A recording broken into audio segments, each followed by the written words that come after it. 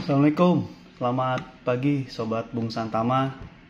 Ya, kembali lagi di konten terbaru gue di channel Bung Santama. Hari ini tanggal 10 Mei 2024, hari Jumat. Ya, langsung aja gue pengen bahas ya, gimana hasil pertandingan timnas semalam, yaitu bahwa kita harus mengubur mimpi kita untuk bermain di Olimpiade setelah pada pertandingan semalam kita dikalahkan oleh Guinea dengan skor 1-0 ya. Dari pertandingan kemarin memang terlihat kita sebagian besar ditekan terus ya oleh Guinea ya. Itu terlihat di 15 menit awal kita terus ditekan oleh Guinea. Dari sisi kanan tentunya kita terus dicecar, meskipun kita kelihatan beberapa kali memiliki peluang juga ya, salah satunya dari sepakan Pratama Arhan ya, dari sisi kiri memanfaatkan kelangahan dari sisi kanan pertahanan Guinea. Arhan mampu menciptakan satu peluang, meskipun tembakannya bisa dibilang agak pelan ya, jadi tidak begitu membahayakan. Namun petaka terjadi sebetulnya pada saat serangan balik ya. Jadi sekitar menit 15-20 menit itu serangan balik berawal dari sepak pojok, dimana kita hanya menyisakan Witan sama Bagas ya waktu itu di belakang. Jadi ketika serangan balik sangat cepat dari Guinea, dari sisi kiri menyodorkan bola ke kotak penalti dan terjadi pelanggaran di situ oleh Witan Sulaiman, dan tanpa ampun wasit langsung memberikan titik penalti. Penalti pun diambil oleh Ilaix Moriba dan mampu diselesaikan dengan baik, skor 1-0 untuk Guinea. Skor 1-0 membuat permainan kita harus menaikkan intensitas karena harus mengejar defisit gol. Beberapa kali ada peluang tercipta, salah satunya sebetulnya ada peluang dari Rafael Struijk, di mana peluang matang di depan gawang, tapi sayang sekali mampu diintercept dengan baik oleh pertahanan Guinea. Dan sampai dengan akhir babak pertama tidak banyak peluang-peluang yang membahayakan, karena secara ball possession memang kita juga lebih banyak dipegang oleh Guinea ya. Jadi ya kembali lagi kita juga babak pertama tertinggal 0-1, dan babak kedua kita lebih banyak memegang bola sebetulnya. Lebih banyak memegang bola. Ada beberapa peluang-peluang yang ya sayang sekali nggak bisa diselesaikan. Sampai akhirnya Sananta pun masuk kemudian untuk menambah daya gedor ya, tapi lagi-lagi peluang kita masih tidak bisa diselesaikan ya gitu. Dan ada terjadi petaka lagi di menit-menit 80-an, di mana wasit asal Prancis ini memberikan penalti kembali, padahal kalau dilihat dari sisi tayangan ulang itu merupakan bersih bola yang disapu oleh Alfrenda Dewangga. Keputusan penalti kedua ini memantik emosinya Sintayong sebetulnya. Sintayong sangat marah sekali kepada wasit, dan akhirnya wasit memberikan kartu kuning dan kartu merah kepada Sintayong. Pertandingan pun sempat delay sampai kurang lebih 5-8 menit karena Coach Sintayong masih belum keluar dari area pertandingan ya. Jadi wasit belum melanjutkan. Dan penalti kedua pun diambil. Alhamdulillahnya berhasil digagalkan oleh tiang gawang ya. Dan Indonesia kembali lagi menciptakan tidak banyak peluang-peluang besar yang membahayakan sebetulnya gitu. Amat disayangkan ya. Jadi peluang-peluangnya memang ya tidak membahayakan, tidak membuat kiper lawan kesulitan lah ya. Karena memang kita kurang banyak memainkan variasi serangan dari sepertiga akhir ya. Ivar Jenner juga kelihatan lebih bekerja keras, dan Nathan juga kelihatan. Jadi pemain-pemain lainnya juga kebanyakan underperform semua gitu. Mungkin yang lebih kelihatan Ivarianer dan Nathan ya terlihat. Dan ketidakhadiran Rizky Ridho, Justin Hubner itu ya kelihatan sekali gitu di pertandingan kemarin. Makanya sampai akhir laga pun berkesudahan 1-0 untuk menang gini, ya itu artinya kita gagal untuk lolos ke babak Olimpiade. Ya nggak apa-apa, kita tetap apresiasi perjuangan timnas U23. Bagaimanapun juga terima kasih untuk timnas U23 karena membuat kami sebagai fans sepak bola Indonesia bangga ya. Bagaimanapun juga mereka sudah memberikan apapun yang mereka punya, tekad, semangat, tenaga, apapun yang mereka punya sudah diberikan. Bahkan mereka banyak yang sampai cedera segala macam itu mereka korbankan ya. Jadi kita tetap bangga untuk perjuangan mereka, sudah melebihi ekspektasi. Ya kalau Olimpiade ini kan bonus aja. Kalaupun tidak lolos ya nggak apa-apa, karena memang bukan itu target awalnya. Target awalnya adalah lolos perempat final, dan Sintayong targetnya semifinal. Seperti itu. Cuman kalau menilik pertandingan kemarin memang kelihatan ya, nggak ada Rizky Ridho, Justin Hubner, ya pertahanan kita sangat mudah ditembus gitu. Padahal kalau gue lihat tim Gini ini tuh ya biasa aja, nggak spesial gitu. Permainannya pun biasa aja gitu. Cuman kitanya memang mungkin kita secara mental dan fisik belum kembali sepenuhnya, karena kita kan baru menyelesaikan turnamen, berbeda dengan Gini yang nggak ada pertandingan kompetitif ya.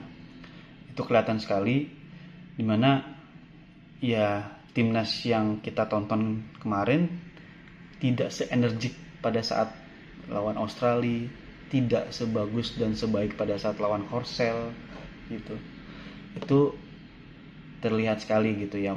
Kembali lagi, tidak bisa disalahkan pemain, ini adalah bagian dari pengalaman lah. Toh Pak Erick Thohir juga mengatakan sebetulnya bisa sampai babak playoff ini tuh target yang harusnya nanti 5 tahun ke depan baru dicapai, tapi ternyata bisa dicapai sekarang ya. Itu kan sebuah prestasi sebetulnya. Dan penampilan kemarin juga ya tidak bisa disangsikan, memang tidak sebaik pada saat turnamen ya. Dan tidak bisa disalahkan juga, karena gue menyadari bahwa pemain sangat letih, pasti sangat letih, baik mental dan fisik letih gitu. Jadi recovery beberapa hari pun juga tidak akan mengembalikan stamina sepenuhnya. Tapi nggak apa-apa, sekali lagi terima kasih untuk perjuangan timnas. Satu pencapaian luar biasa dalam sejarah, kita mampu mencapai playoff ya. Karena kalau bermain di Olimpiade tahun 56 tentunya pasti berbeda dengan sekarang gitu. Dan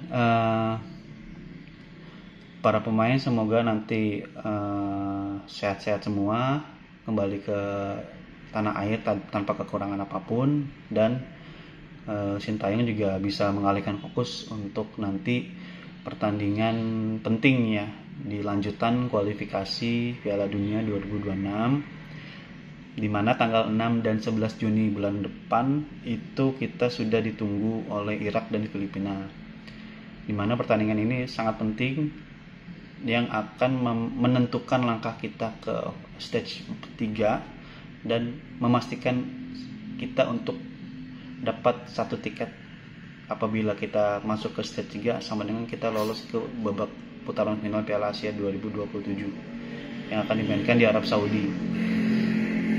Jadi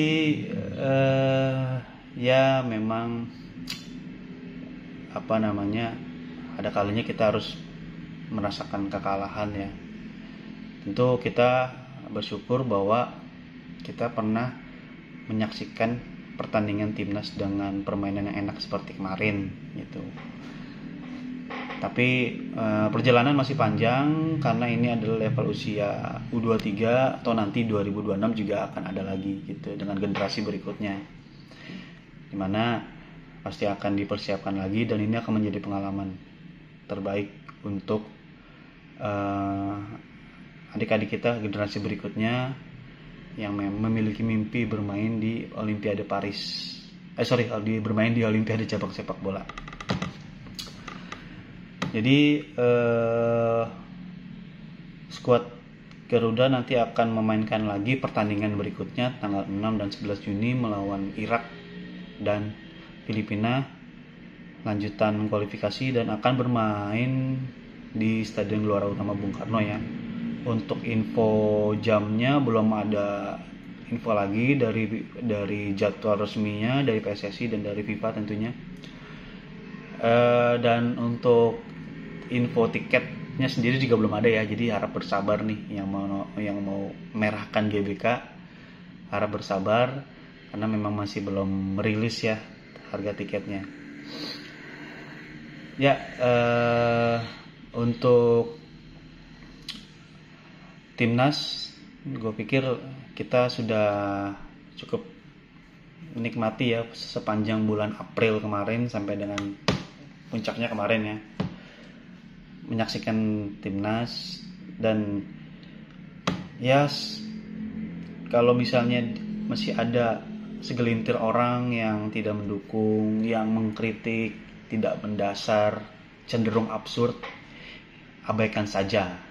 Karena menurut gue sih sebetulnya mereka tuh bukannya memberikan kritik membangun ya, tapi lama-lama kok jadi terkesan tidak suka gitu, malah cenderung iri dengan pencapaian timnas saat ini. Ya gue nggak tahu juga ya, mungkin dia merasa kok Sintayong benar-benar mendapatkan full support dari PSSI sekarang gitu ya, tidak seperti di zaman ya orang-orang itu gitu pada saat mereka di PSSI. Padahal kalau misalnya gue pernah nonton salah satu podcast di Astro Arena ya, jadi pundit Malaysia tuh mengatakan bahwa sepak bola Malaysia ini kan sedang dalam satu tekanan ya, dimana kemarin pemainnya mendapatkan teror.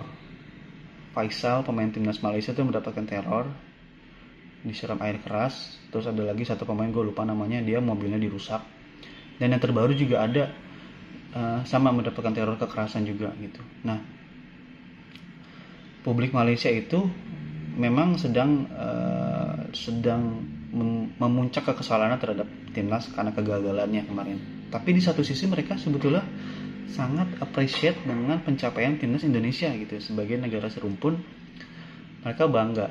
Dan ada salah satu pundit dari podcast itu, gue lupa namanya ya, di acara Bola is Life, dia bilang Sintayong tuh sangat mendapatkan bahasa Melayu itu suap, mungkin sokongan atau dukungan kali ya kalau bahasa Indonesianya. Itu yang sebetulnya diinginkan oleh publik sepak bola Malaysia kepada pelatihnya. Si pelatih timnas Malaysia ini kan orang Korea juga gitu. Itu sebetulnya, jadi harusnya publik tuh senang kalau pelatih disokong oleh semua instrumen ya, dari federasi, dari supporter, dari elemen sepak bola, semua stakeholder gitu. Tapi ya tadi gue bilang, orang ini justru seperti iri dengan segala macam dukungan, fasilitas yang diterima Sintayong kepada dia gitu. Ya sudah, itu sih hak dia ya, mungkin pendapat dia gitu. Cuman kok makin lama makin kesini pendapatnya cenderung absurd gitu. Ya sedikit tadi menyinggung tentang perjuangan timnas. Kita nanti akan melihat ya, mudah-mudahan pada FIFA Matchday nanti kan ada Martin Paes yang kemungkinan bisa bermain melawan Irak dan Filipina karena sudah rampung semua proses naturalisasinya. Kemudian ada Verdong sama Revin ya, itu masih tinggal menunggu sumpah. Jadi baru Martin Paes yang sudah resmi, sudah bisa, tapi sisanya Verdonk sama Revlin tuh tinggal menyelesaikan beberapa administrasi dan kemudian disumpah gitu. Oke, sobat Bung Santama, sedikit tadi gue bahas update timnas.